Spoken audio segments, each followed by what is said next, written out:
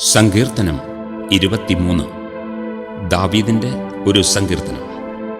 യഹോവ എന്റെ ഇടയനാകുന്നു, എനിക്ക് മുട്ടുണ്ടാകയില്ല. പച്ചയായ പുൽപ്പുറങ്ങളിൽ അവൻ എന്നെ കിടത്തുന്നു. സ്വസ്ഥതയുള്ള വെള്ളത്തിനരികത്തേക്ക് എന്നെ നടത്തുന്നു. എന്റെ പ്രാണനെ അവൻ തണുപ്പിക്കുന്നു. തിരുനാമം നിമിത്തം എന്നെ നീതിപാതകളിൽ നടത്തുന്നു. കൂരിരുൾ താഴ്വരയിൽ കൂടി നടന്നാലും ഞാൻ ഒരനർത്ഥവും ഭയപ്പെടുകയില്ല. നീ എന്നോടുകൂടെ ഇരിക്കുന്നുവല്ലോ.